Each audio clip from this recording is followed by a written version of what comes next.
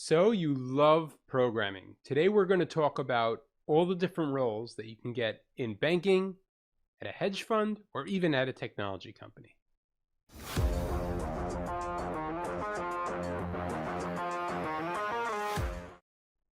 Here are the roles we're going to cover today.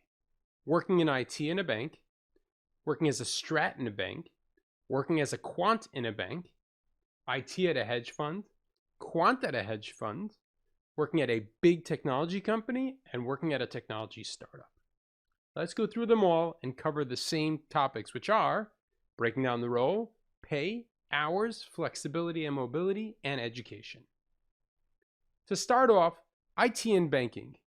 It gets a pretty bad rap, and there's a good reason for that. IT and banking is historically one of the worst paying roles in all of banking, and that has not changed, which is very unfortunate. I started in IT. I think it's unfortunate. I think it adds so much value to the banks. I don't get why they don't realize how valuable their technology teams are.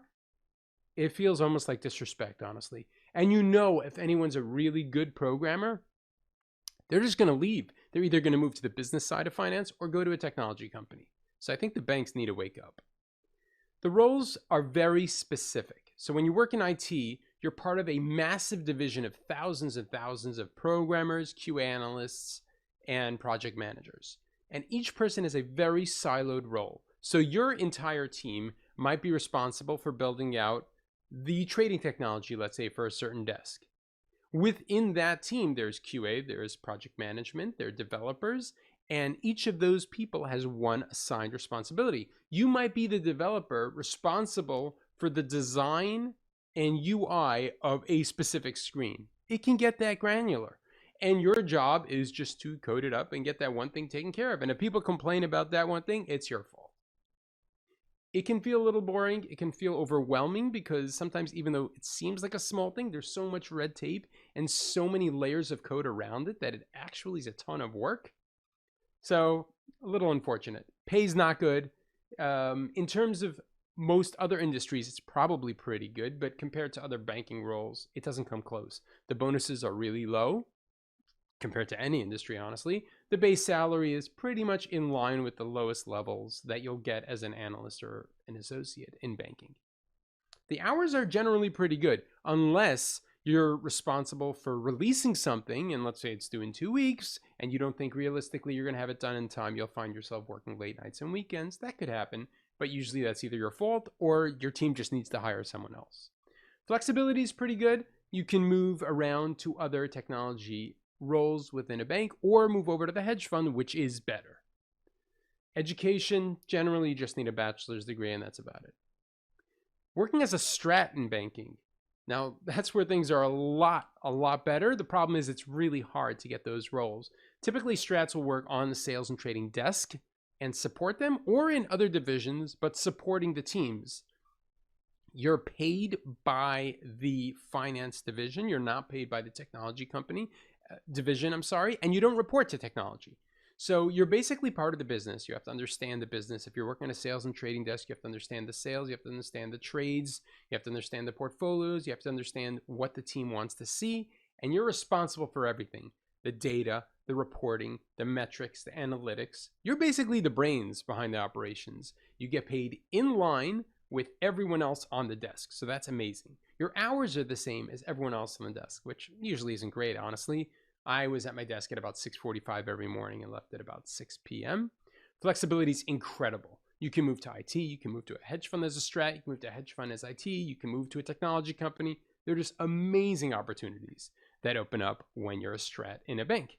Education usually is a little more is required of you. So if you're not coming as an analyst, but an associate plus, you'll probably need a master's degree in financial engineering, quantitative mathematics, or even just computer science, or even a PhD, depending on what team. Being a quant in banking is much more slow paced than being a strat. You're not on a team where you're kind of doing a ton of things and you're doing reporting and analytics and metrics. No, as a quant, you have like a model or something you're supposed to be building and working on. It's much slower paced. You do get paid well.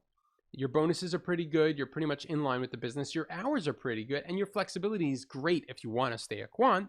You can move over to a hedge fund and be a quant. But sometimes your models might not even see the light of day. So that can be a little depressing. I've a couple friends who felt that way.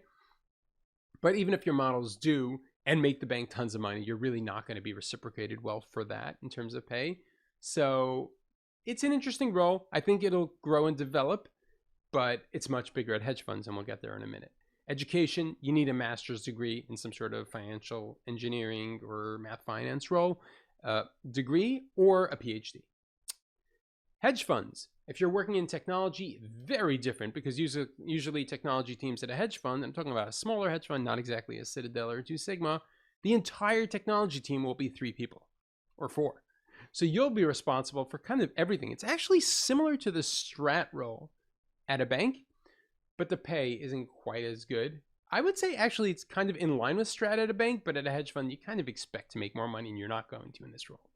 So it's nice. You get a lot of exposure. You work on a ton of different things that you won't usually be working on in banking. So it's pretty cool.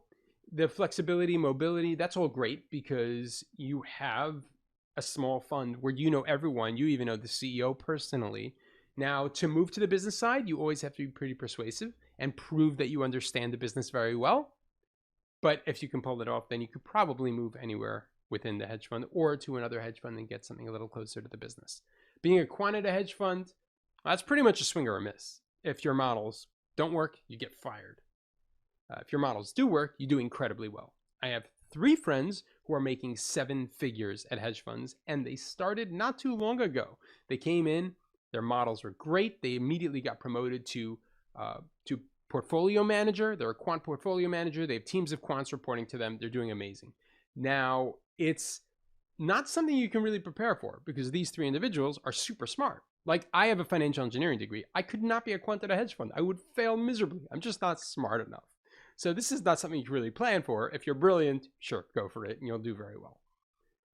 Next, I'm going to talk about technology companies. I did not make a big deal about this on LinkedIn. I will do a big reveal shortly, but right now I'm actually working at a technology startup. And that gives me kind of a view into the technology side of things that I didn't really have before. So if you're a programmer and you want to work in technology, where exactly do you go? So there are big companies, the Googles, the Facebooks, the Apples, the Ubers. Obviously, everyone wants to work to them. And in my eyes, that's very similar to working for a Goldman Sachs, a JP Morgan, or a Morgan Stanley. Your pay's really good. Your hours are pretty good. They're pretty flexible roles. The mobility's amazing. As far as education, as long as you do really well in leak code and you can kill the interviews, you're great, right? You don't need a master's degree to work in these firms. But you're never going to get super rich in these companies because they're already established. Now, if you work at a technology startup, you're going to get paid less. I like to think of the startups kind of like the hedge funds. You get paid less up front. So a developer at a startup with only 3 developers, for example, might get paid slightly less in terms of base as a similar developer at Google or Amazon, for example. A bonus, if any, will be way lower. But it might be written in your contract that you get 0.25% of the company. Doesn't sound like a lot, but if the company does really, really well, becomes a $1 billion company or whatever, you just made a killing, and you did not much. Like, you worked as a developer the same way you would have another company. So if you're a risk taker, it might be a pretty cool idea to work at a technology startup. Not to mention, working at a startup is really cool because you get exposure to everything. Like, you are, like, the developers on my team right now, they have input on the logos. They have input on the videos we're putting together, on the website. Sure, they're programming all day, but they're like a part of our small team. So it's really important to get their input and everything. So it's really cool. You do get to touch the entire business and be a part of the growth. And that's a lot of fun. Not to mention your actual job. Like, you're not just going to be coding in one thing. You will have creative input in everything. Yeah, and the education is obviously way more flexible. One of the developers on my team doesn't even have a related bachelor's degree, got a certificate from online. Obviously, usually you'll need a bachelor's degree, but as long as you have some sort of qualification and you could do well on an interview, it's a really neat job to have, I think. And flexibility, mobility is not quite as good as Google or Amazon, but once the company blows up, that won't really matter very much, will it?